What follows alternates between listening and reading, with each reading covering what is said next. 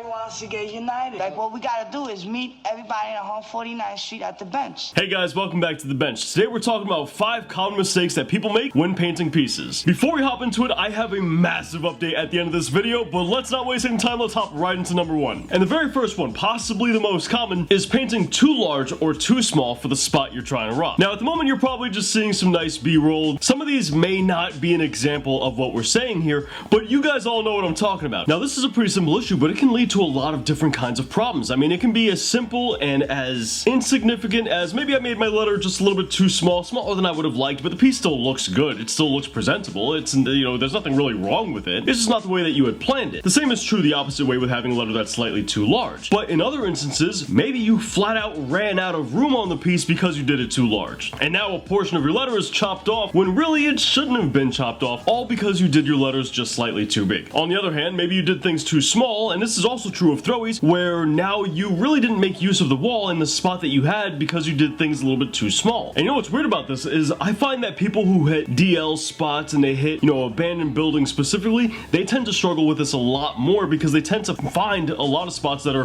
very uniform. They paint what they like and they stick to that. Of course, that's not always the case, but I also find that people who get up a lot and they don't care where they're getting up, they tend to be great at this because they're always adapting to the wall. They're always adapting to new spots, new sizes, and as a result, they're able to adapt on the fly. Now, before we hop into the next one, if you guys really want to get better at graffiti, then check out our brand new book we recently came out with in the description down below. It's the only book on the market that covers all of graffiti's information. We are steady writing the throwy book. We're making a lot of progress on it, and I want your guys' submission for the book. We did the same thing for our first book here, and you guys really enjoyed it, and it really helped out a bunch with the book. So if you guys want to submit to be part of the second book, follow the link in the description, and be sure to follow the steps, and you might end up seeing yourself in our next book. Number 2, we've all seen at least that one person, and hey, maybe we are that person, you know? When you forget to bring enough paint. You get to the wall, you're doing your thing, and you realize, oh man, I don't have enough color for my outline. I don't have enough for my fill-in. I gotta do something on the fly to make this work, or this piece is just, it's screwed. This, of course, is always when that one person comes and goes, hey bro, can I borrow your black? And you're just sitting there like, my god.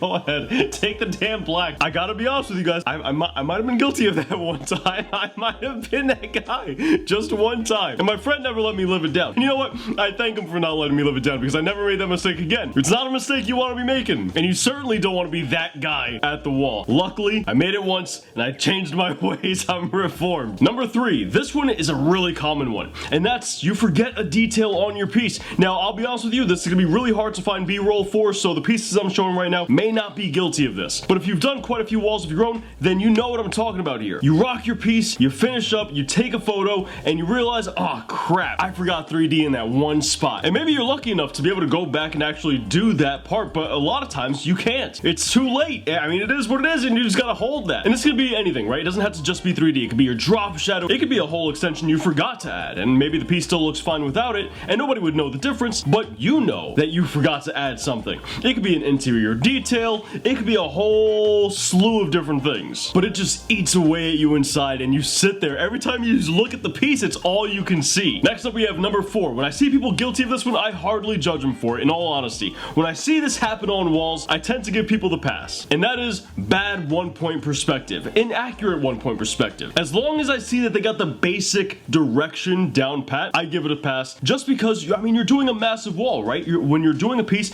it's a lot bigger of a scale than simply just rocking your books. So you can't just bust out a ruler and have an easy receding line straight to the, you know, vanishing point. It's not that simple on a wall, especially if you're doing things freehand. There's a lot of room for error given the vast distance you have to cover from your 3D to the vanishing point, which granted your 3D doesn't often actually reach the vanishing point, but you get my point. And as a result, it's very common for graffiti artists' receding lines to be going in slightly different directions, and they're not 100% accurate, but they generally speaking point to the vanishing point. That's perfectly fine in my book. I give that a pass. However, when you have a piece that simply has 3D going in different directions and they're trying to suggest a vanishing point, well then no, that's just flat out incorrect. There's no justifying that. That's not how forms work, and that is just flat out incorrect. In those instances, the artist just simply doesn't know one-point perspective. But if they're more like this and they're getting in the general ballpark correct, that's where this becomes more of a technique issue rather than a knowledge issue. They know one-point perspective, they know they're supposed to hit the vanishing point,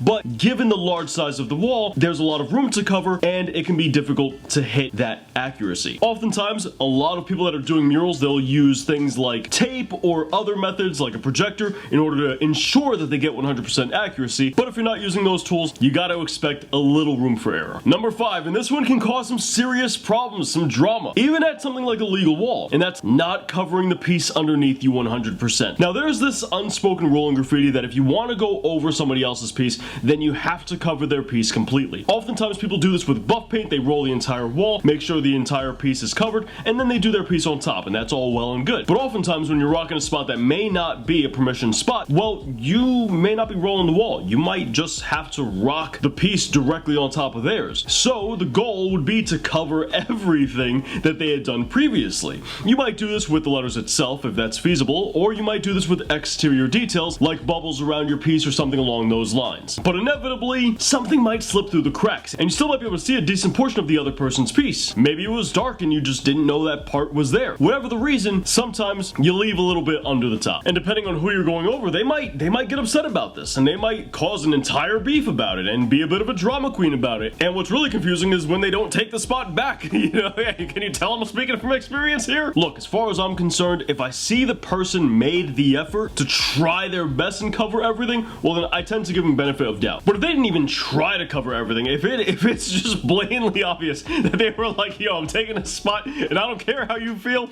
and they rocked their letters smack on top of yours and they left a good portion of your stuff still showing, well then yeah, that's a different story. But I've literally seen people get pissed because their 3D was still showing through the guy on top, and it's like, really, dude, you're gonna complain about your 3D still showing and they didn't cover that little tiny piece and that's all you cared about? Like, really? Come on, man. Sometimes it gets a bit dramatic, but if you can help it, try and cover the entire piece because, well, some people are drama queens and they will throw a fit. I mean, to be fair, if they do throw a fit, I mean, too bad for them, but yeah, I'll let you guys be the judge of your own situations. Now that just about wraps it up for today's video, but guys, we're working really hard on our next book. It's gonna be all about how to do throwies in graffiti. We're gonna delve deep into how throwies work and how they function, and we're gonna need your guys' help for the book. The same thing we did with our first book here, where we featured a lot of you guys in the book and we talked about your work, we taught lessons from your work. We intend to do the same thing with your guys' throwies. So if you want to be part of the book, you want to be part of the whole series, then follow the links in the description in order to submit your own work. And as far as skill level is concerned, everybody of all skill levels is welcome to submit to the book, because we will need examples of what to do and what not to do. So be sure, if you are submitting, that you're okay with constructive criticism and you're okay with us breaking down the fundamentals of your throwing. On that note, if you guys want to pick up our How to Do Graffiti book, it's the only book on the market that teaches you everything you have to learn about each one of graffiti's fundamentals. There is no other book with all this information. This is the physical copy. It comes in hardcover and paperback. You can find it over on Amazon. And then we have digital copies on my personal store. And if you want some more graffiti content, check out the best How to Do Graffiti tutorials anywhere online right up here, with more graffiti content right down here. And I'll catch you guys back here next week. Thanks for watching.